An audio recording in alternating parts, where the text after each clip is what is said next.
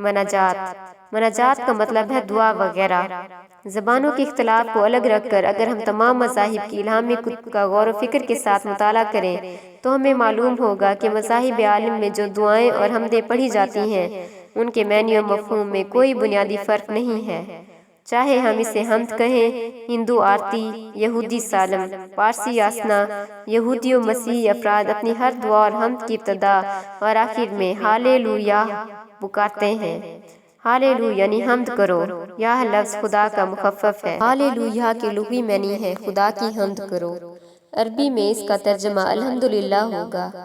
اسی طرح ہندی میں بولا جانے والا لفظ ہری اوم یا ہرے اوم کے لغوی معنی بھی الحمدللہ کے ہیں۔ سنسکرت زبان کے لفظ اوم کے لغوی معنی ایسی ہستی اور نور کے ہیں جو کائنات کی وسعتوں میں پھیلی ہوئی ہے۔ ظاہر ہے یہاں کائنات پر محیط اس ہستی سے مراد اللہ ہی ہے اور ہری یا ہرے حمد و ثنا کے لیے استعمال ہوتا ہے۔ اسی طرح اہل ہنود ہر روز صبح جو آرتی حمد پڑھتے ہیں اوم جے جگدیش ہرے، اگر اس کا ترجمہ کیا جائے تو سورۃ فاتحہ کی پہلی آیت آپ کے ذہن میں گونجنے لگے گی۔ اوم کے معنی اللہ کے ہیں۔ جے کہتے ہیں کسی شے کے مالک، رب اور پروردگار کو۔ جگدیش کا ماخذ جگ ہے جس کے معنی عالم کے ہیں۔ جگدیش کے معنی عالمین اور کائنات کے ہیں اور ہرے حمد کے لیے استعمال ہوتا ہے۔ چنانچہ اوم جے جگدیش ہرے کا ترجمہ ہوگا اللہ رب العالمین کی حمد کرو، یعنی الحمدللہ رب العالمین۔ مسدس 6 شعروں کے کتاب پر مشتمل شاعری کو کہتے ہیں۔ سب سے مشہور مسدس حالی ہے۔ نعت پیغمبر اسلام حضرت محمد مصطفیٰ صلی اللہ علیہ وسلم کی مدحت، تعریف و توصیف، شمائل و خصائص کے نظمی انداز بیان کو نعت یا نعت خوانی یا نعت گوئی کہا جاتا ہے۔ عربی زبان میں نعت کے لیے لفظ مدح رسول استعمال ہوتا ہے۔ اسلام کی ابتدائی تاریخ میں بہت سے صحابہ اکرام نے نعتیں لکھیں اور یہ سلسلہ آج تک جاری و ساری ہے۔ نعتیں لکھنے والے کو نعت گو شاعر جبکہ نعت پڑھنے والے کو نعت خواں یا ثنا خواں بھی کہا جاتا ہے۔ نظم سے مراد ایسا صنف سخن ہے جس میں کسی بھی ایک خیال کو مسلسل بیان کیا جاتا ہے۔ نظم میں موضوع اور ہیئت کے حوالے سے کسی قسم کی کوئی پابندی نہیں ہوتی۔ پابند نظم اس نظم کو کہتے ہیں جس میں ردیف، قافیہ اور بحر کے مقررہ اوزان کی پابندی کی جاتی ہے۔ پابند نظم میں نہ موضوعات کی قید ہوتی ہے اور نہ اشعار کی تعداد کی۔ شاعر کسی بھی موضوع پر اور کتنی ہی تعداد میں اشعار کہہ سکتا ہے۔ بعض شاعروں نے 4-6 اشعار پر مشتمل پابند نظمیں بھی کہی ہیں۔ اردو شاعری کا بڑا حصہ پابند نظموں پر مشتمل ہے۔ سلاسی کو مثلث اور سلیس بھی کہا جاتا ہے۔ یہ 3 مصروں پر مشتمل صنف سخن ہے جس کے تینوں مصرے برابر ہوتے ہیں، البتہ کبھی پہلا اور دوسرا، کبھی پہلا اور تیسرا اور کبھی تینوں مصرے ہم قافیہ ہوتے ہیں اور یہ تینوں مصرے مل کر ایک اکائی بنتے ہیں اور مثلث کہلاتے ہیں۔ یہ اکائی ایک مکمل معنوی نظام کی حامل ہوتی ہے اور کبھی 3 مصروں کی اکائیاں مل کر بھی مثلث کہلاتی ہیں۔ اردو میں سلاسی ایک باقاعدہ فنیت کی حیثیت سے مقبول رہی ہے۔ قافیہ کا لفظ کفا یا کفوس سے مشتق ہے اور اس کے لغوی معنی پیچھے آنے والا یا پیروکار کے ہیں۔ چونکہ عربی شاعری میں شعر کا اختتام قافیہ پر ہوتا ہے اس لیے اسے یہ نام دیا گیا۔ واضح رہے کہ فارسی اور اردو شاعری میں ضروری نہیں کہ شعر کا اختتام قافیے پر ہو، بلکہ زیادہ تر شعر کا اختتام ردیف پر ہوتا ہے جو فارسی شاعروں کی ایجاد ہے اور عربی شاعری میں مستعمل نہیں۔ اصطلاح میں قافیہ حروف اور حرکات کے اس مجموعے کو کہتے ہیں جس کی تکرار مختلف الفاظ کے ساتھ شعر کے آخر یا ردیف سے پہلے آئے، جیسے دمن، چمن، زمن یا دل، محفل، قاتل وغیرہ الفاظ کو ہم قافیہ کہا جائے گا۔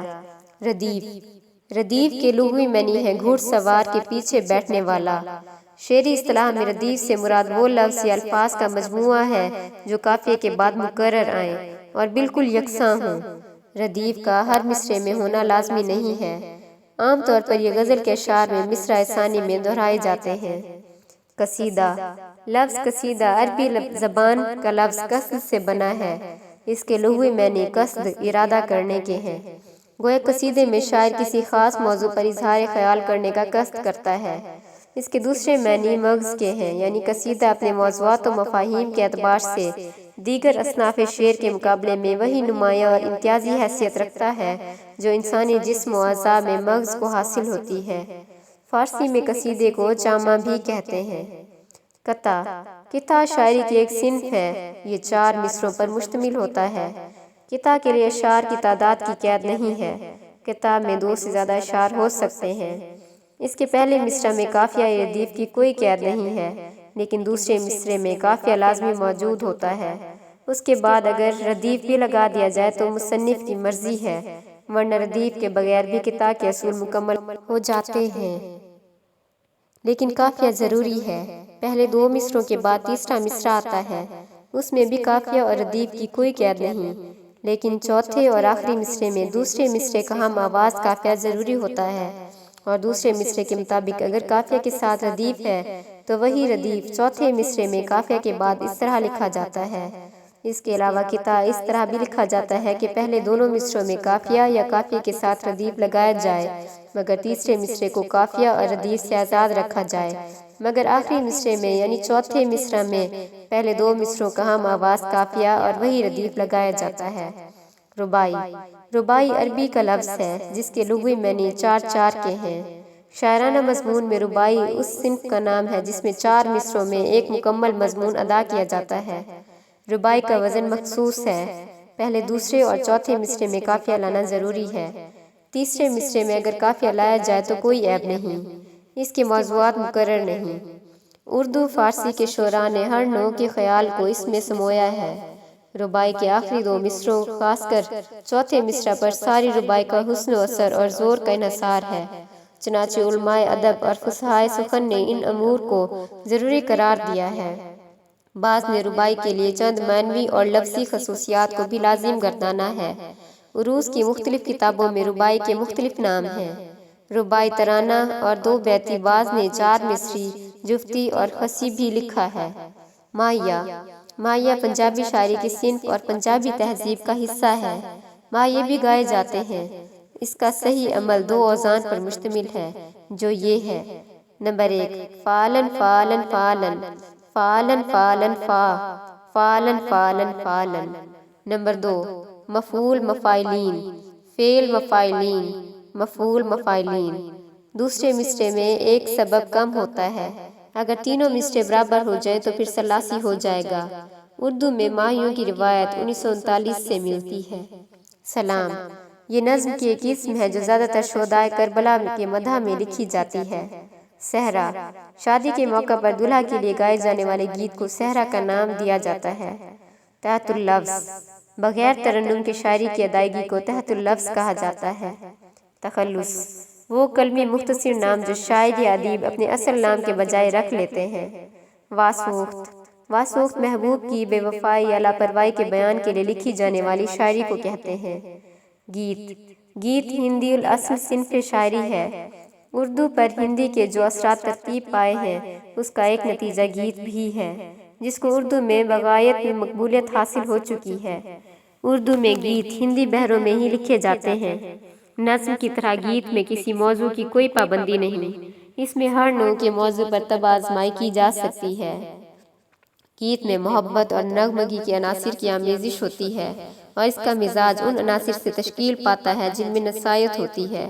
غنایت گیت کے لیے لازمی ہے، اور ترنم، جھنکار اور تھاپ اس کی خصوصیات ہیں۔ اس کا اپنا ایک تہذیبی مزاج ہے۔ گیت سروں کی ایک ایسی لہر ہوتی ہے جس میں انسانی آواز بھی شامل ہو اور وہ گیت کے بول گائے۔ گیت کو گایا جاتا ہے اور انسانی آواز جو سر میں ادا کی جاتی ہے اس کے ساتھ آلات موسیقی کا استعمال بھی کیا جاتا ہے۔ قوالی قوالی موسیقی کی ایک قسم ہے، لیکن موسیقی کی اس قسم کو لوگوں تک پیغام پہنچانے اور اس کے زیادہ تر اثر انداز ہونے کا ایک منفرد اور انوکھا ذریعہ سمجھا جاتا ہے۔ قوالی کی زیادہ تر تاریخ برصغیر ہندوستان میں تصوف سے جا ملتی ہے۔ کہا جاتا ہے قوالی کے سب سے پہلے خالق امیر خسرو تھے، جن کا شمار صوفیوں میں ہوتا ہے۔ ان کو آلات موسیقی سے خاص دلچسپی تھی اور انہوں نے ہی قوالی کی بنیاد رکھی۔ شعراء کے مطابق عام کہی گئی بات کی نسبت شاعری میں کہی گئی بات زیادہ دل پہ اثر انداز ہوتی ہے، اور اسی طرح شاعری اگر آلات موسیقی کے ساتھ ملا کر اگر موسیقی کی شکل میں ہو تو اور بھی زیادہ دل پہ اثر کرتی ہے اور لوگ اسے توجہ سے سنتے ہیں۔ لہٰذا تصوف کے دور میں قوالی کی بنیاد پڑی، جس کا مقصد اشاعت اسلام تھا، تاکہ لوگ صوفیاء کرام کے کلام کو یعنی ان کی شاعری کو دلچسپی کے ساتھ سنیں اور اس کا اثر لیں۔ تاریخ سے ملتا ہے قوالی صوفیاء کرام کے آستانوں پہ ہوا کرتی تھی، جسے لوگ شوق سے آ کر سنا کرتے تھے۔ یہی وجہ ہے کہ آج بھی قوالی درباروں کے ساتھ منسوب ہے۔ قوالی پڑھنے والے کو قوال کہا جاتا ہے۔ سب سے زیادہ مشہور قوال برصغیر پاک و ہند میں ملتے ہیں، جن میں سب سے مشہور قوالوں کا تعلق پاکستان سے ہے۔ پاکستان کی سرزمین نے بہت سے مشہور قوالوں کو جنم دیا، جن میں فتح علی خان، نصرت فتح علی خان، غلام فرید مقبول صابری، بدر میاں داد، عزیز میاں قوال کا نام سر فہرست ملتا ہے۔ تلمیح کے لغوی معنی ہے اشارہ کرنا۔ شعری اصطلاح میں تلمیح سے مراد ہے کہ ایک لفظ یا مجموعہ الفاظ کے ذریعے کسی تاریخی، سیاسی، اخلاقی یا مذہبی واقعہ کی طرف اشارہ کیا جائے۔ تلمیح کے استعمال سے شعر کے معنوں میں وسعت اور حسن پیدا ہوتا ہے۔ مطالعہ شعر کے بعد پورا واقعہ قاری کے ذہن میں تازہ ہو جاتا ہے۔ بیرونی زبانوں کی ہیئتیں۔ اردو میں کئی ایسی ہیئتیں بھی ہیں جو بیرونی زبانوں سے بھی الفاظ، اصناف، اسالیب اور آداب کے تعلق سے لین دین کیا ہے، جس سے اردو کے شعری سرمایہ میں یقیناً اضافہ ہوا ہے۔ مارا نظم۔ مارا نظم ایسی نظم کو کہتے ہیں جس میں وزن بھی ہوتا ہے اور ارکان بحر کی پابندی بھی کی جاتی ہے، البتہ اس میں قافیہ اور ردیف سے کام نہیں لیا جاتا۔ آزاد نظم۔ مغربی ہیئت میں آزاد نظم کو بہت مقبولیت حاصل ہے۔ اس میں قافیہ، ردیف کی پابندی نہیں ہوتی، بحر کی بھی پابندی نہیں ہوتی، البتہ بحر کے ارکان اور اس کے اوزان یا صوتی بندشوں کی پابندی ہوتی ہے۔ فرق صرف اتنا ہے کہ مارا نظم میں بحر کے مقررہ اوزان استعمال ہوتے ہیں، جبکہ آزاد نظم میں ارکان بحر کی تعداد ہر مصرعے میں متعین نہیں ہوتی، جس کی وجہ سے مصرعے چھوٹے بڑے ہو جاتے ہیں۔ سونٹ۔ سونٹ مغربی شاعری کی ایک قدیم صنف ہے اور یہ 14 مصرعوں کی ایک ایسی نظم ہے جس میں ایک بنیادی جذبہ یا خیال کو 2 بندوں میں پیش کیا جاتا ہے۔ پہلے بند میں 8 اور دوسرے بند میں 6 مصرعے ہوتے ہیں۔ پہلے بند میں خیال کا پھیلاؤ ہوتا ہے اور دوسرے میں اس کی تکمیل کی جاتی ہے۔ کہیں کہیں پہلا بند 12 مصرعوں پر اور دوسرا بند 2 مصرعوں پر مشتمل ہوتا ہے، مگر 14 مصرعوں کی پابندی ضروری ہے۔ اس میں قافیوں کی ترتیب بدلتی رہتی ہے۔ پرونٹ۔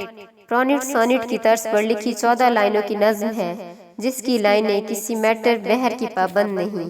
ترائلے۔ فرانسیسی شاعری کی ایک مقبول صنف ترائلے ہے۔ یہ ایک طرح کا بند ہے۔ اس ایک ہی بند میں نظم مکمل ہو جاتی ہے۔ یہ ایک 8 مصرعوں پر مشتمل نظم ہوتی ہے۔ اس میں صرف 2 قافیے ہوتے ہیں اور اس کی ایک خاص ترتیب ہوتی ہے۔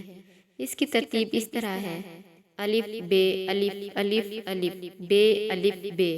اس میں پہلا، تیسرا، چوتھا، پانچواں، ساتواں یا دوسرا، چھٹا، آٹھواں قافیہ ہوتے ہیں۔ ہائیکو۔ یہ ایک قدیم جاپانی صنف ہے۔ اس صنف کو اردو اور انگریزی سے اپنایا گیا ہے۔ اس میں صرف 3 مصرعے ہوتے ہیں، مگر شرط یہ ہے کہ ان تینوں مصرعوں کے جملہ یا ارکان 17 ہوں۔ نثری شاعری۔ انگریزی کی ایک صنف پروز پوئٹری کی تقلید میں اردو میں اس صنف کو اپنایا گیا۔ اس شاعری میں بحر، ردیف، قافیہ، وزن کی پابندی کی قید نہیں ہوتی۔ اس میں ایک آہنگ ضرور ہوتا ہے، اس کی وجہ سے اس میں ایک غنائی کیفیت اور شاعری کا رنگ نظر آتا ہے۔ مذہبی حیثیت۔ اسلام میں شعراء کی کچھ اقسام کو اچھی نظر سے نہیں دیکھا جاتا۔ سورۃ الشعراء میں شاعروں کی پیروی سے منع کیا گیا ہے۔ سورۃ الشعراء کی آیت 224 میں شعراء کو بھٹکے ہوئے لوگ کہا گیا ہے۔ ان کی پیروی کرنے والوں کو بھی بہکے ہوئے لوگ کہا گیا ہے۔ ترجمہ: رہے شعراء تو ان کے پیچھے بہکے ہوئے لوگ چلا کرتے ہیں۔ ترجمہ: کیا تم دیکھتے نہیں ہو کہ وہ ہر وادی میں بھٹکتے ہیں؟ ترجمہ: اور ایسی باتیں کہتے ہیں جو کرتے نہیں۔ جبکہ کچھ اقسام کے بارے میں حوصلہ افزائی بھی کی گئی ہے، جیسے کہ شاعر رسول حسان بن ثابت رضی اللہ تعالیٰ عنہ کے بارے میں نبی صلی اللہ علیہ وسلم نے دعا بھی کی تھی: یا اللہ، اس کی روح القدس جبریل علیہ السلام کے ذریعے مدد فرما۔ چنانچہ ہر قسم کی شاعری اسلام میں مذموم نہیں ہے۔